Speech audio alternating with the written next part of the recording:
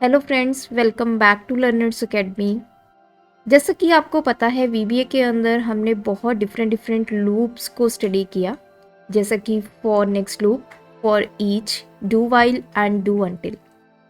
आज की इस वीडियो में मैं आपको नेस्टेड लूप बताने जा रही हूँ, या फिर जिसको सब लूप भी बोलते हैं।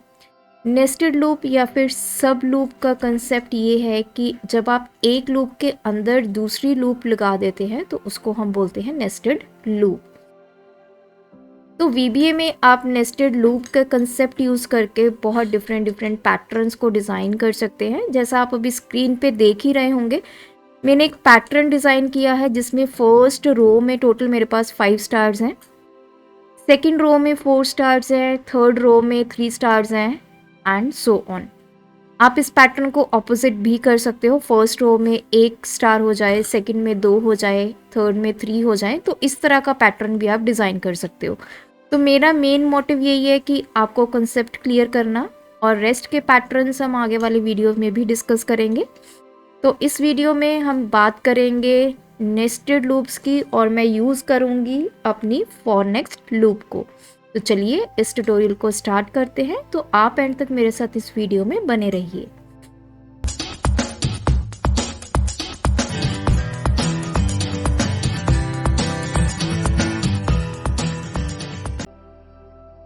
डेवलपर टैब को ओपन करेंगे और यहाँ पे सिलेक्ट करेंगे विजुअल बेसिक। मॉड्यूल मेरा इंसर्ट हो चुका है और अब मैं अपना लिखने जा रही हूँ कोड। तो यहाँ पे अगर आपने ध्यान से इस पैटर्न को देखा होगा तो हमारे पास 3 चीज़ें हैं। एक तो है रो, दूसरा है कॉलम, और तीसरा है ये जो स्टार जो यहाँ पे प्रिंट हो रहे हैं। फर्स्ट रो में मेरे पास टोटल 5 स्टार्स है, मतलब मैंने 5 कॉलम्स को यूज़ किया है। सेकेंड रो के लिए मैंने 4 कॉलम्स को यूज़ किया है, थर्ड के लिए 3 एंड सो ऑन। इसी कंसेप्ट को हम यहाँ पे यूज़ करेंगे। सबसे पहले सब प्रोसीजर ऐड कर लेते हैं।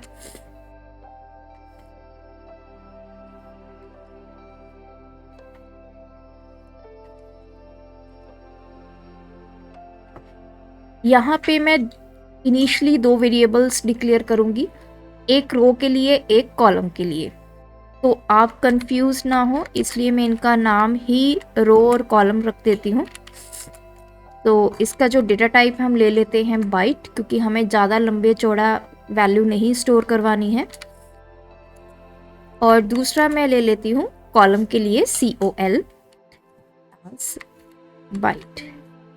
तो देखिए, ये तो हो गया रो के लिए और कॉलम के लिए। और तीसरा, जैसे मैंने आपको बताया था कि आपकी जो स्टार की वैल्यू है वो भी आपने प्रिंट करवानी है, तो उसके लिए भी मुझे कोई ना कोई वेरिएबल की रिक्वायरमेंट पड़ेगी। तो उसके लिए मैं एक वेरिएबल ले लेती हूँ जिसका मैं नाम रख लेती हूँ स्टार एज बाइट। तो 3 वेरिएबल्स लिए हैं, तीनों का काम आगे देखते हैं ये वेरिएबल्स क्या काम करेंगे। अब जैसे ही मैं फर्स्ट रो में हूँ, फर्स्ट रो में मुझे 5 स्टार्स को प्रिंट करवाना है। तो जो मेरे रो होगी इनिशियली उसमें मैंने वैल्यू दे दी 1। फर्स्ट रो की बात हो रही है, और मैं यहाँ पे अपनी लूप लगाऊंगी फॉर रो, जो मेरा वेरिएबल है, इक्वल्स टू 1 2 5। मैंने 5 तक इसको क्यों लिया है? अगर मैं इसको नहीं भी डिक्लेयर करूंगी तब भी चल जाएगा, क्योंकि यहाँ पे हमारी जो रो की वैल्यू है वो 1 से शुरू हो रही है। कहाँ तक चलेगी? 5 तक चलेगी। तो 5 तक मैंने इसको क्यों चलाया है? क्योंकि पहली 5 रोज में मुझे इस स्टार को प्रिंट करवाना है। तो मैंने यहाँ पे लिखा है 1 to 5। अब टर्न आ जाती है कॉलम की। तो आप देख सकते हैं, जब मेरी फर्स्ट रो चलेगी, फर्स्ट रो में मुझे 5 कॉलम्स की रिक्वायरमेंट है। तो यहाँ पे मैं नेस्टेड लूप यूज़ करूँगी फॉर, और जो मेरा लूपिंग यहाँ पे वेरिएबल होगा that is column is equals to 1 2। अब ये कहाँ तक चलेगा? मैंने एक वेरिएबल लिया है जो स्टार, क्योंकि देखिए जो कॉलम की वैल्यू है वो हमारे पास फिक्स नहीं है। अगर मुझे हर एक रो में 5 स्टार्स ही प्रिंट करवाने होते तो मैं कॉलम को 1 to 5 ले लेती, लेकिन यहाँ पे जो स्टार्स जो मैं प्रिंट करवा रही हूँ, या फिर आप बोल सकते हैं कि जो कॉलम हम यहाँ पे ले रहे हैं वो वेरी कर रहे हैं। फर्स्ट रो के लिए हम 5 कॉलम्स ले रहे हैं, सेकेंड रो के लिए हम 4 कॉलम्स ले रहे हैं। इसलिए मुझे एक वेरिएबल ऐसा चाहिए जिसकी वैल्यू चेंज होती रहे, तो मैंने उस वेरिएबल को नाम दिया है स्टार। अब वैल्यू डालते हैं। यहाँ पे मैं सेल्स यूज़ करूँगी। सेल्स का आपको फॉर्मेट पता है, यहाँ पे सबसे पहले रो इंडेक्स होगा, तो उसके लिए मैं वेरिएबल यूज़ करूँगी रो, और कॉलम के लिए मैं यूज़ करूँगी CO dot value is equals to, और इसमें वैल्यू क्या हमने भेजनी है, स्टार। तो मैं यहाँ पे ये स्टार प्रिंट करवाऊंगी, और लूप को यहाँ पे एंड करते हैं। हमेशा जो आपकी इंटरनल लूप होती है, ये मेरी इंटरनल लूप है, तो मैं इसको थोड़ा इधर करके लिख देती हूँ ताकि आपको क्लियर हो जाए। तो इंटरनल रो हमारी पहले ख़त्म होती है, फिर हमारी होती है एक्सटर्नल लूप।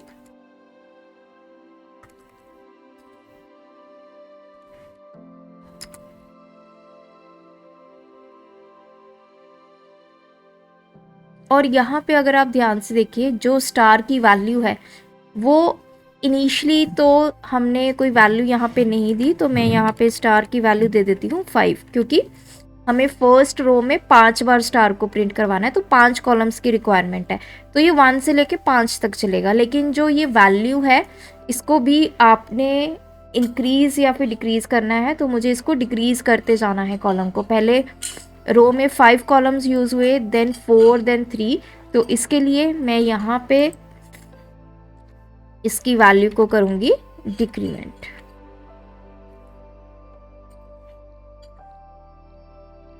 तो ये था हमारी कोडिंग। अब इसको समझते हैं, और उसके लिए मैं यहाँ पे सबसे पहले लोकल विंडो इंसर्ट करूँगी ताकि जो वेरिएबल्स है वो आपको क्लियर होते जाएं, और यहाँ से मैं इसका डेटा जो है हटा देती हूँ।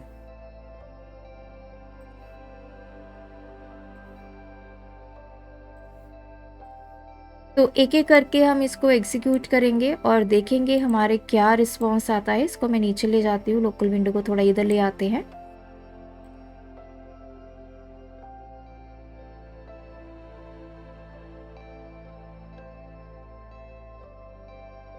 तो देखिए अभी लोकल विंडो में अगर आप ध्यान से देखें, रो की वैल्यू 1 है, स्टार की वैल्यू 5 है,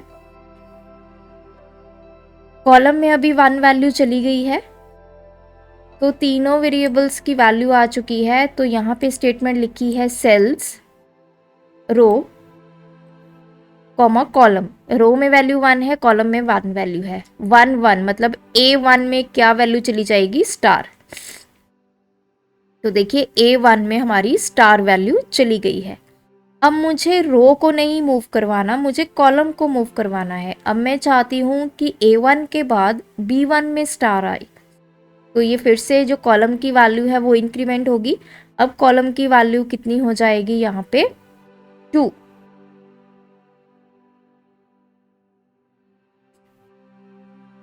तो देख सकते हैं यहाँ पे स्टार आ गया है। तो ये सबसे पहले 5 बार चलेगी टोटल, क्योंकि स्टार की वैल्यू अभी 5 है, तो कॉलम 1 to 5।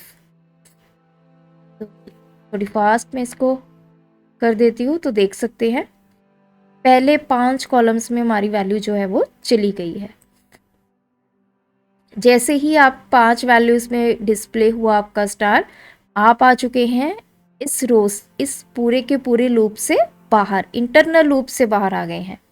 उसके बाद लिखा है स्टार इक्वल्स टू स्टार -1। तो जो स्टार की वैल्यू है इनिशियली 5 थी, अब वो हो जाएगी 4। ये देखिए लोकल विंडो में स्टार की वैल्यू हो गई है 4। अब आ गया है नेक्स्ट रो। अब मीन्स आपकी सेकेंड रो के लिए एग्जीक्यूशन होगी। तो मेरी अब रो की वैल्यू हो जाएगी 2। तो देखिए लोकल विंडो में रो की वैल्यू हो गई है 2। दोबारा से इसको एग्जीक्यूट करेंगे। आप इंटरनल लूप में आ गए हैं। आपका जैसे ही आप इंटरनल लूप में आएंगे, कॉलम की वैल्यू 1 से लेके 4 तक एग्जीक्यूट होगी।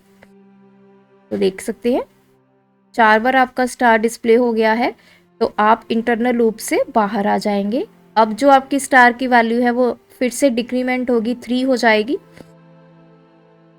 रो की वैल्यू आपकी एक इंक्रीमेंट हो गई है 3। आप थर्ड रो में आ गए हैं। थर्ड रो में आपको 3 बार स्टार को डिस्प्ले करना है, तो column is equals to 1 2, star की वैल्यू कितनी है अभी 3, तो ये 3 बार आपका स्टार जो है वो डिस्प्ले करेगा। सिमिलरली फोर्थ रो के लिए 2 बार चलेगी लूप और फिफ्थ के लिए 1 बार। जैसे ही आपके फिफ्थ रो के लिए स्टार आ जाता है, आपकी जो वैल्यूज़ है आप यहाँ पे आ गए नेक्स्ट रो, तो आप आउटर लूप से भी बाहर आ जाएंगे क्योंकि आउटर लूप आपकी 1 से लेके 5 तक चलनी थी। जैसे ही 6 हुआ रो की वैल्यू, आपका कंट्रोल बाहर आ गया है और यहाँ पे आपकी जो प्रोसेसिंग है वो एंड हो चुकी है। सो इस तरह का पैटर्न आप नेस्टेड लूप को यूज़ करके बना सकते हैं। किसी भी तरह का पैटर्न आप डिज़ाइन कर सकते हैं अगर आपको बेसिक कंसेप्ट क्लियर है। जितने भी नेस्टेड लूप्स आप यूज़ करेंगे उसमें हमेशा ये ध्यान रखिए कि जो आपकी इंटरनल लूप होती है उसकी एग्जीक्यूशन सबसे पहले होती है। जब उसकी एग्जीक्यूशन ख़त्म हो जाती है फिर आउटर लूप दोबारा से शुरू होती है, देन इंटरनल लूप कंप्लीट होती है, फिर से आपका कंट्रोल आउटर लूप पे आ जाता है और ये प्रोसेस चलता रहता है। तो आज की वीडियो में आपने नेस्टेड लूप लगाना सीखा। ऐसे ही और वीडियोस में हम प्रैक्टिस करेंगे लूप्स की। तो अगर आप चैनल पर नए हैं तो चैनल को सब्सक्राइब कर लीजिए क्योंकि डेली 8 o'clock आपको मेरी एक वीडियो ज़रूर मिलेगी। माइक्रोसॉफ्ट ऑफिस की बहुत सारी प्लेलिस्ट मैं ऑलरेडी बना चुकी हूँ जो कि एक प्रॉपर सीक्वेंस में है। तो अभी तक आपने उन प्लेलिस्ट को चेक नहीं किया है तो do visit my channel and check all the playlist. So thanks for watching this video. Keep supporting us.